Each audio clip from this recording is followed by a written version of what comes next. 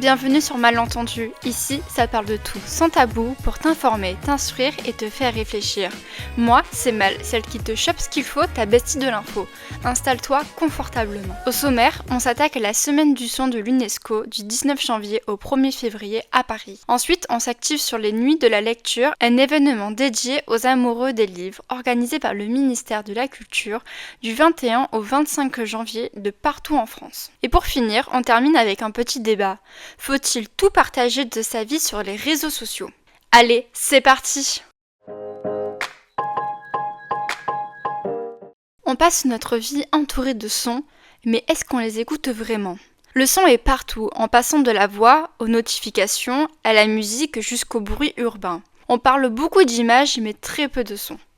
Pourtant, le son agit directement sur nos émotions, notre mémoire et notre santé. En gros, pour te la faire courte, le son est omniprésent dans nos vies, mais il est sous-estimé. On ne fait toujours pas attention à lui, soit parce qu'on s'en fout, ou soit alors on ne lui prête pas attention. La semaine du son de l'UNESCO est organisée principalement à Paris, dans les médiathèques, les écoles, les universités, les centres culturels et les salles de concert. Mais le bruit est un enjeu de société. T'es là, tu fais des courses dans un supermarché, pourtant t'écoutes de la musique sans même t'en rendre compte. Tout est fait pour qu'on soit dans les meilleures conditions lors de nos achats. Alors le 20 janvier est dédié à la santé auditive. Oui, parce que le son peut être épuisant, d'autant plus que la fatigue sonore peut te causer du stress et des troubles du sommeil. En plus, le son peut être néfaste pour nos oreilles. Je sais pas toi, mais moi je prends énormément les transports en commun, ce qui fait que j'ai toujours mon casque sur les oreilles pour pouvoir être dans ma bulle. Sauf que je sais qu'à la longue, mon audition se dégrade forcément.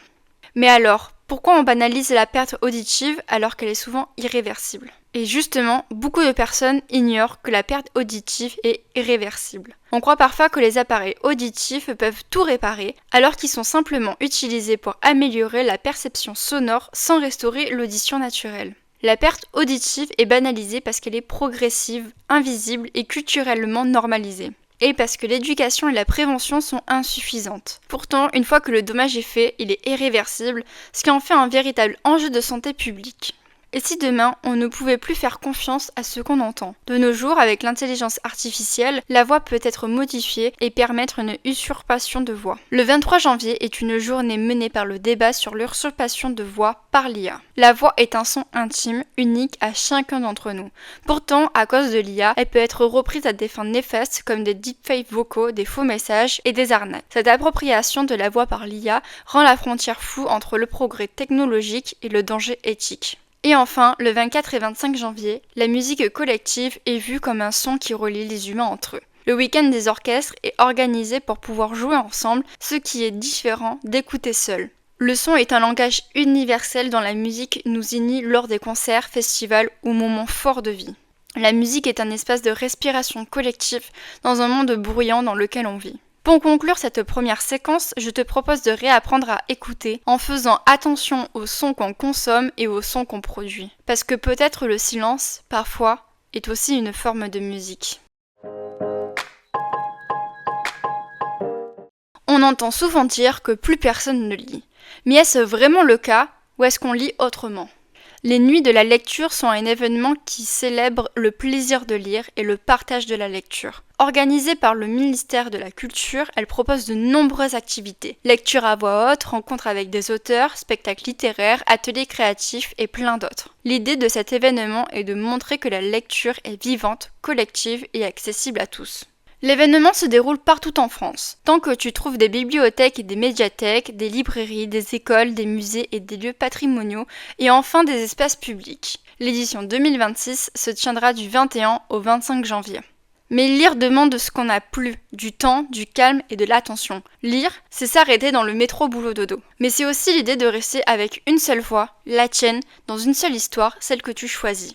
Mais tu peux me dire, oui, mais je ne lis plus. En réalité, je suis sûre que tu lis tous les jours sans vraiment t'en apercevoir. Par exemple, en lisant des articles de newsletters, sur les réseaux sociaux, quand tu lis une longue description d'un post ou encore des messages que tu reçois, ou même si tu regardes un film, une série ou un animé en VOSTFR, tu lis les sous-titres. En gros, on lit tout le temps, mais rarement longtemps, rarement en profondeur.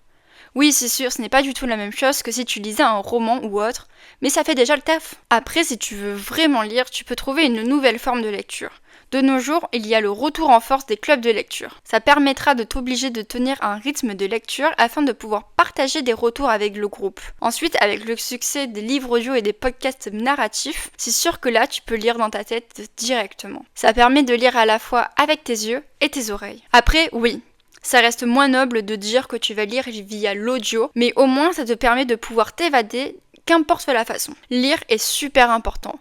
Ça te forge la mémoire, ça permet de t'aider en orthographe, grammaire et autres, mais aussi pour comprendre le monde dans lequel tu vis, mais surtout pour se comprendre soi-même. Toutes les lectures sont légitimes, qu'elles soient courtes, imparfaites ou même irrégulières. Peut-être que pour lire aujourd'hui, ce n'est pas tourner plus de pages, c'est juste retrouver le droit de prendre son temps. Aujourd'hui, on peut savoir ce que quelqu'un mange, pense ou traverse, parfois même avant de le savoir soi-même. Mais est-ce qu'on doit vraiment tout partager sur les réseaux sociaux ? Entre les milliers de stories quotidiennes, les moments heureux, mais aussi les moments de vulnérabilité, la frontière est floue entre authenticité et exposition. D'un côté, oui, il faut tout partager sur les réseaux sociaux. Cela permet de créer un lien avec les personnes avec qui tu n'es pas forcément. Par exemple, si tu fais tes études à Paris alors que tu viens de Corse, c'est assez pratique pour continuer à vivre avec les gens que tu aimes. Aussi, ça permet de mettre des mots sur ce qu'on traverse. Ça peut aider d'autres personnes qui sont aussi mal que toi. C'est donner une voix à ceux qui ne l'ont pas habituellement. Partager, c'est parfois dire à quelqu'un « tu n'es pas seul ». Mais d'un autre côté, non, il ne faut pas tout partager sur les réseaux sociaux.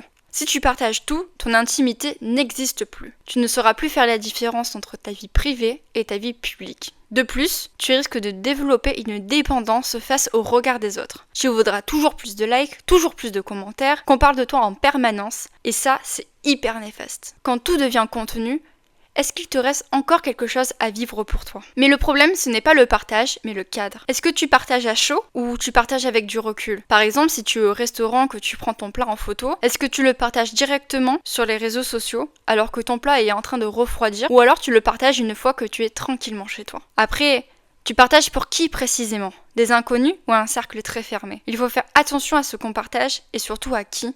Ça peut vite déraper et devenir très dangereux. Peut-être que la liberté d'aujourd'hui, ce n'est pas de tout montrer, mais de pouvoir dire ce qu'on garde pour soi. Est-ce que tu partages pour t'exprimer ou pour être validé ? Et voilà, c'est déjà la fin de cet épisode. Merci de m'avoir écouté, mais ne pleure pas, toi et moi, on se retrouve tous les dimanches dans un nouvel épisode. C'était Mal sur Malentendu, le podcast qui te fait tendre l'oreille.